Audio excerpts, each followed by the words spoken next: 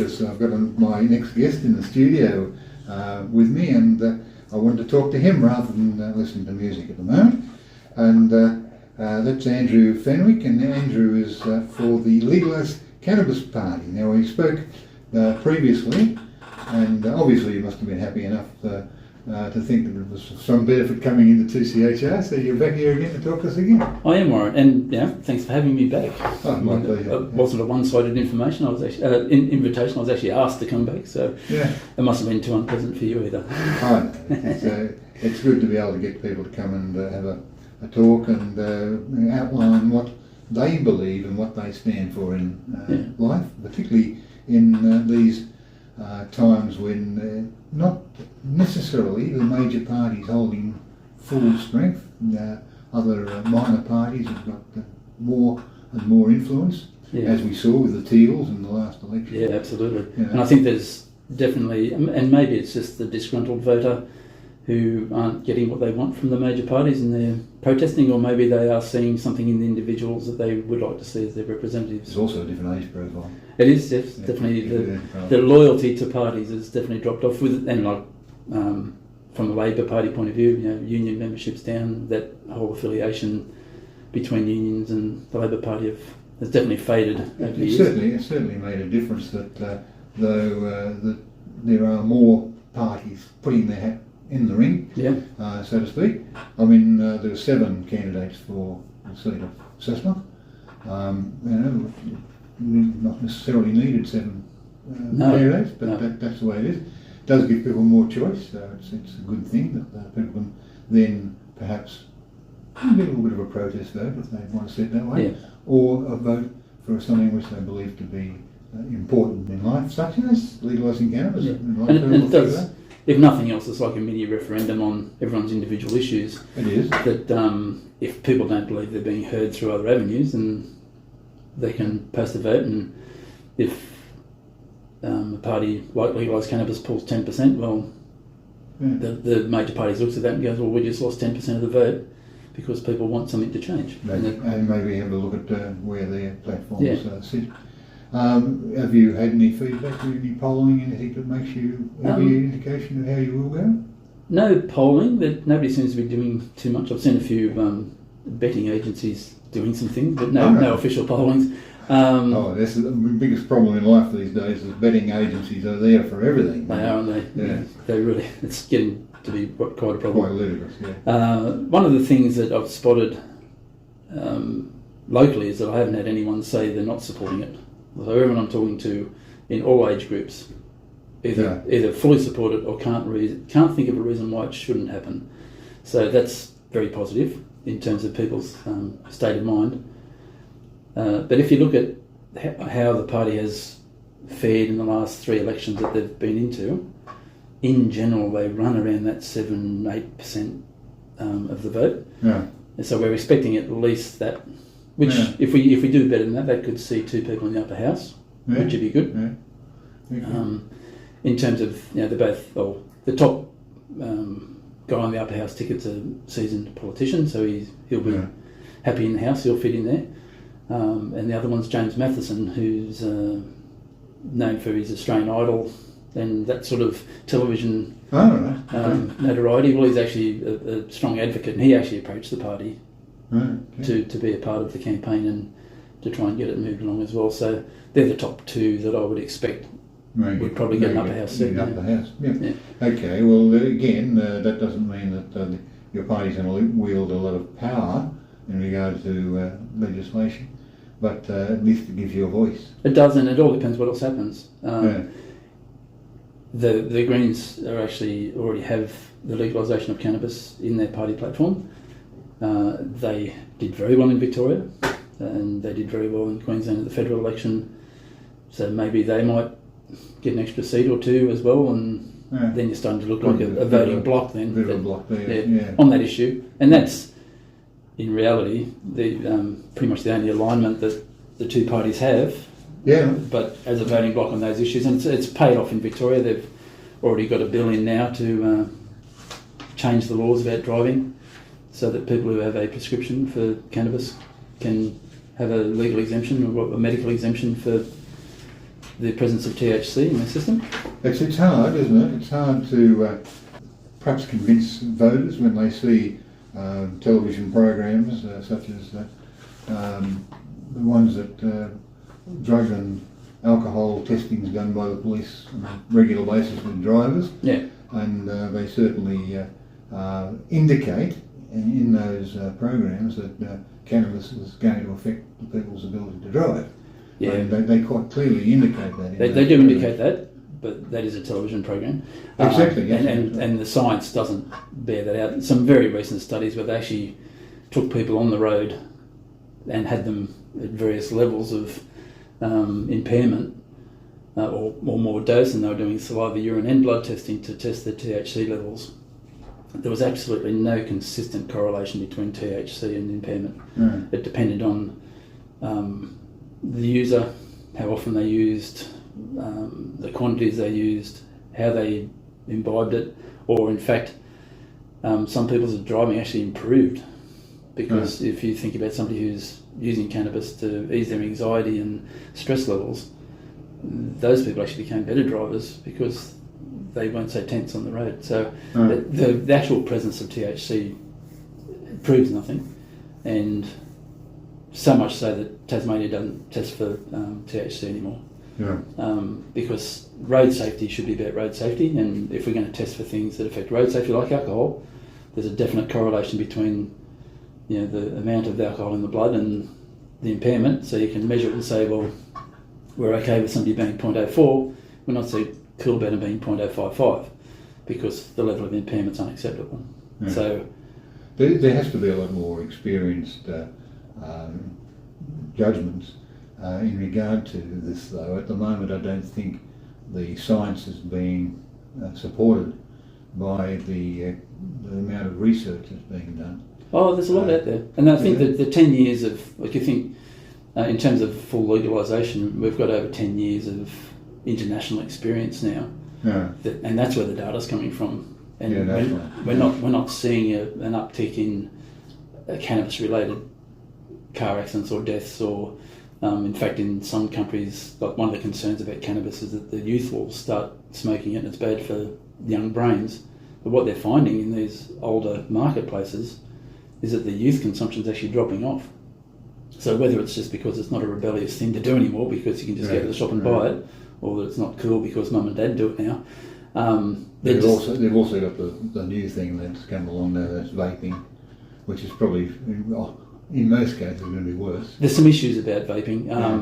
In terms of somebody trying to give up cigarettes, vaping is a very good stepping stone, far less harmful, but that's using a proper prescribed instrument. I think some of the things that people pick up, where the essence is coming from China and it's full of all sorts of different chemicals and colours, and I can't say that the long-term outlook for regular vapors is going to be very good. No, well, that's exactly right.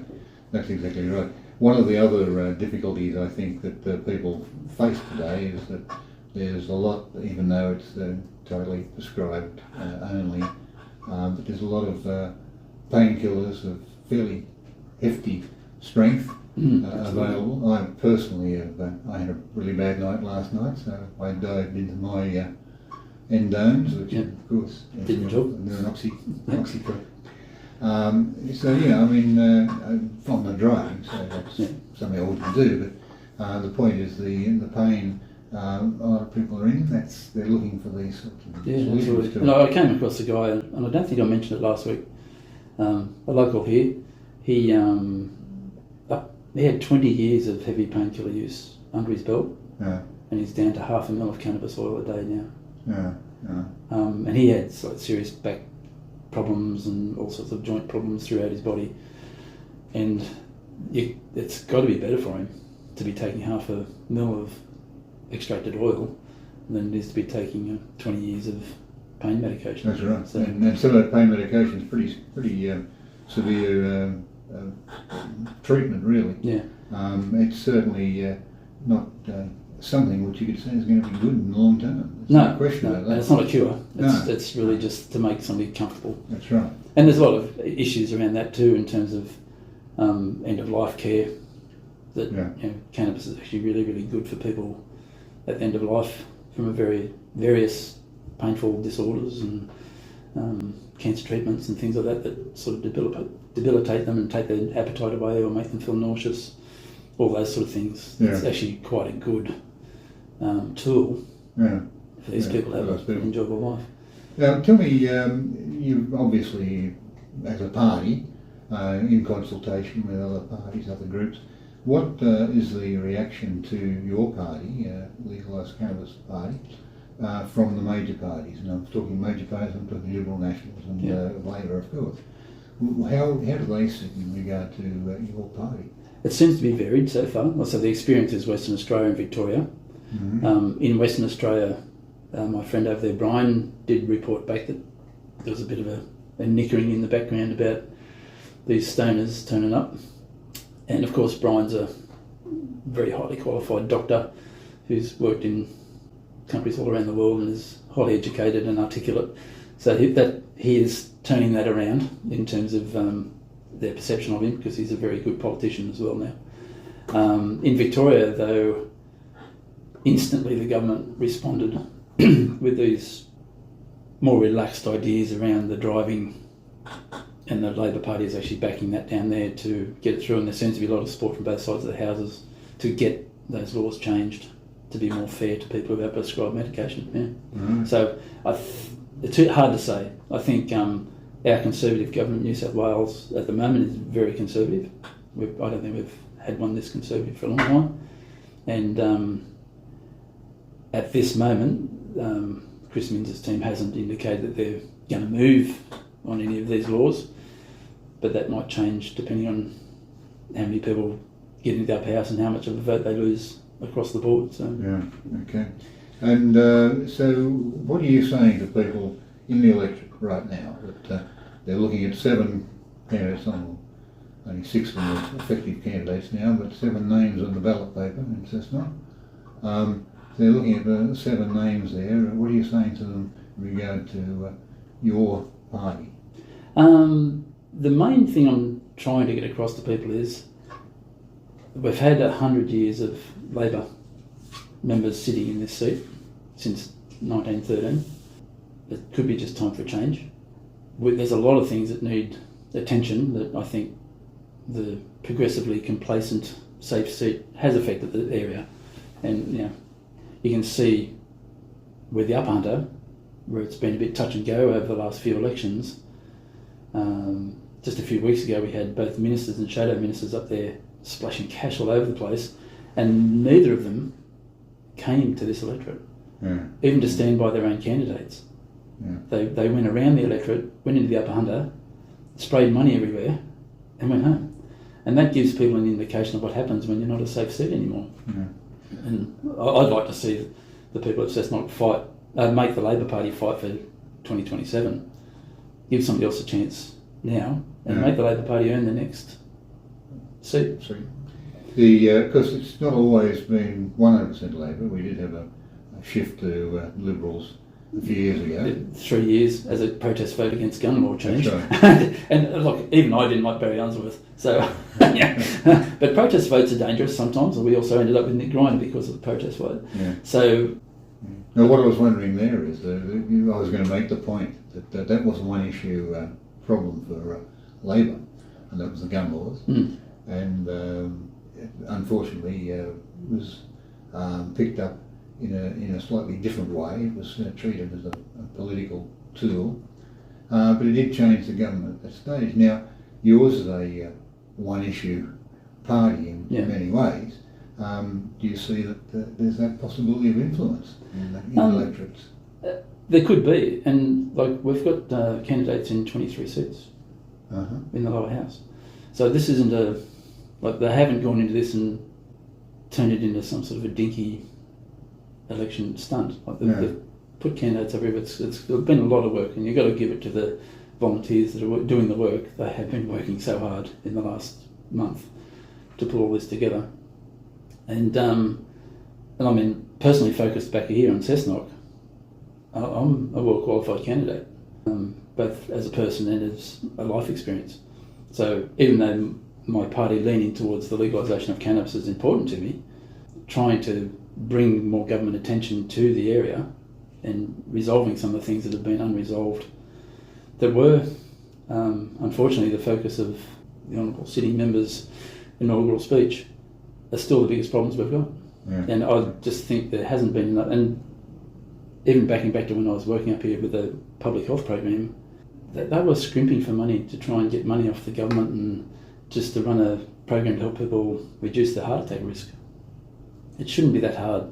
Now, the government should be really focusing on this area because the education and health statistics are terrible. Yeah. And they've been terrible for 3 decades. So that should have had an intervention. There should have been some sort of positive intervention in this area, in education and in health, and public health programs and education to try and curb this, but it just hasn't happened. It's interesting too.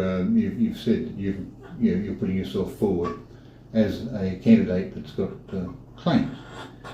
Forget the party, but you've got claims. I could not believe that, and I shouldn't say this about a person, I suppose, but I couldn't believe that people took Robert seriously when it was a gun issue. Oh, yeah. Why they took him seriously was beyond me. It was just a total... And it was very, very hard for me to determine people's logic in voting for a guy who was an absolute we don't have to go into that yet. Absolute useless candidate as far as his own claims compared to an issue that was not of his doing. Yeah, and which was done in the good heart. But then the electorate also confused me because they put Stan back in. And I couldn't have come across a more beige politician in my whole life. Yeah. And that's what concerns me about the safe seat stigma, is that if people aren't willing to even shift for a little while, they're just going to keep complaining about the things that they complain about.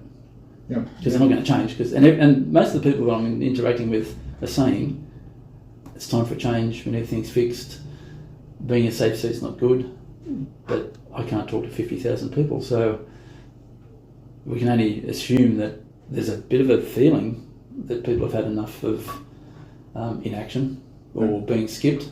You know, when funding happens, like when they doled out the last sort of rain road repair money, you look at the network in this electorate compared to the electorate of Lake Macquarie or Maitland, and they both got more money than Cessnock did. Yeah, yeah. And Lake Macquarie, my mother's in Lake Macquarie, I spent a lot of time in Lake Macquarie. The roads are pretty good. I don't know what they're going to do with their $2.5 million, to tell you the truth. and our 1.9 here will hardly. I'm sure they'll find a pothole or two down Lake Macquarie, but I can understand what you're saying. Yeah. You don't have to look for them here. No, that's right. That's right. It's a different kettle of fish altogether. Yeah. And I don't know if you've been on. We were talking about this the other day off air. The Paynes Crossing Road at the moment. Yeah. Like there aren't even signs up warning you how bad that road is. Yeah. It's in a terrible condition. That's 1.9 should go straight there, but now we've got it's a total relamination from the gun club over to the new service station heading towards Curry, where they've stripped the whole thing up and retarred it, and that road was actually okay. Yeah. So how much did that cost? Yeah. How many millions of dollars does that cost? So I don't know. And Cessnock Road at Western's the same. Yeah. And looking at Sawyer's Gully Road, and there's plenty of roads around. Oh, absolutely. That deserves some focus. Certainly. I just don't know whether, to be quite blunt, the Legalise Cannabis Party is going to be in a position to do much to assist that. As a party, no, but as a candidate, I might be able to. And even if it is only to do the best I can to make a noise about Cessnock and to attract attention to Cessnock, both from a political and business point of view, if the Labor Party has to fight hard in 2027 to get it back, there'll be some money thrown around. And that's, if nothing else, we can achieve that. But if I do manage to somehow unseat the incumbent, I'm going to make it so that the ALP have a bit of a hard time getting it back off me in 2027 as well, because I want to perform very well in that 4 years that I've got. Because aside from anything else, the legalised cannabis and the expansion of the hemp industry brings great opportunity to this area, and jobs and technology and export, all sorts of things to this area. If we can even get the ball half rolling on that, there's going to be a big win for the Hunter Valley. And that's what I'd love to see, because we've got all the right conditions. This is something that vineyards could slough off a few acres for and put some hemp in, and know that they've got a reliable, tick over 2 crops a year source of income that isn't reliant on whether the Chinese want to drink our wine or not, or whether there's a bushfire that spoils the vintage. So there's lots of good to come from it, and I just think the area definitely needs a change. I'm concerned that one of the other parties on the mix is using a lot of fear, a lot of denial to try and sort of get people's emotions heightened. Just reeks a little bit of a certain American president recently running across the country making promises that he couldn't keep to liven up the vote in an area that probably wouldn't have voted for them any other time. I see Cessnock as an area that's got great potential. I see great hope for it. And all I'm hearing from some corners is doom and gloom, and that everyone's against them, and that the government's trying to take their industries and this, and it's like one seat in the state parliament isn't going to be able to change anything. Right. Don't make big promises about things that you can't change. And that same argument relies on the capacity of the party to get a lot of seats. Oh, absolutely. And in your case, if you were successful, you're not going to get a lot of seats. And my focus here is here. No. If I'm representing this party because it's an issue that's dear to my heart, and it's a law that really needs to change. There was an announcement just 2 days ago from the German Ministry of Health, and we've been waiting for something. The Germans have been putting together a bill to legalise cannabis for adult use for probably 6 months, 12 months. And everyone was sort of going, yeah, but if Germany does this, the UN won't allow them. Won't allow it to happen. 2 days ago, the German health minister's come back and said, we have UN support. So this means that Europe will soon legalise cannabis for adult use. Mm. We are really falling behind the 8 ball here in terms of the science, the industry, the government revenue to be had, the savings in law enforcement, all this stuff that comes with releasing this silly prohibition that's based on nothing but politics and racism from the 70s. The world will be a better place. Well, we'll see how we go from there. Excellent. And don't get me wrong, when I was talking about Roberts, I wasn't talking about him as a person. Oh, no, just the as fact that the policy yeah. at that time in this area was, I just couldn't understand the people swinging that way. And I mean, but it had to be just cannabis. But in your case, let's hope it's not just cannabis. Yeah. Oh, and honestly, I'm standing as Andrew Fenwick as a candidate for the electorate, and the work I can do with the cannabis laws is off to one side, and the rest of it is do the best job we can for Cessnock. Well, Andrew, thank you very much, and you're very fortunate. You're number one on the ticket. Yes, that was a pretty good thing. I mean, and a lot of people sort of talk about Stephen Bradbury's and things like that. I think it will help, but it's probably only good. It's only good for 0.5% or so. That's what I say. It's not going to be a huge impact, but it is an impact. Oh, it is, and it's I don't know, universal providence, whatever you want to say. But it has helped in terms of it's on people's minds. It made it well, news. It's helped in 2 ways. It's helped the fact that you may get votes that people might not have bothered because it's voting one and it's down the list. But also it's highlighted Legalise Cannabis Party. Oh yeah, that's what's the first thing people see. Sure. And just one word on local politics as well. I was actually really disappointed to see the stuff that happened with Ash, with the National Party. Especially with a coalition that their current leader that's coming into this election only months ago admitted to dressing as Adolf Hitler at a party when he was 21, and he's their lead candidate for Premier. And Ash is only 21 now, and this is something that happened a couple of years ago. That's right, so he was 18. I'll be quite honest, I was very disappointed. He's a nice young bloke, and he's made some mistakes. Yeah, but he was 18, and that's right. This took someone a lot of effort to chase down a Twitter account that wasn't in use from years ago on a handle that he doesn't even use anymore, and in context there was a sarcastic remark. Out of context it doesn't look good. He knows that, but if their Premier can come into an election admitting that he dressed as Hitler at a party, and they're all okay with that for their, Well, I'm for their head okay. office to knock him off. I'm okay with that as well, Oh. because he was only 21, it was his 25th birthday. It's a silly thing. But I'm not okay with perhaps, because we don't know the full details of what that problem was with this particular instance. But I feel very sorry for Yeah, I do too. And Ash was putting in good work. Old school.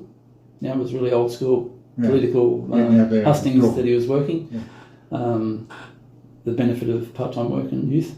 And he was doing the hard work, and he's a very faithful person to their party. And I just think the head office of the Nationals really did him a disservice and did themselves a disservice, because... Well, who chased it down?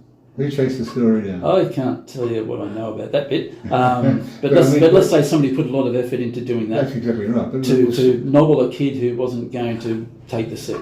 Yeah, that was a silly part. Yeah. Like if it was the upper hunter, and it was Dave Lozelle, maybe you can understand why they might have done it.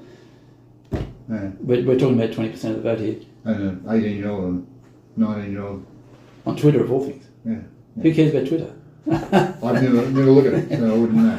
That's because it does nothing, Warren. Yeah. That's why you don't look at it. I don't look at it at all.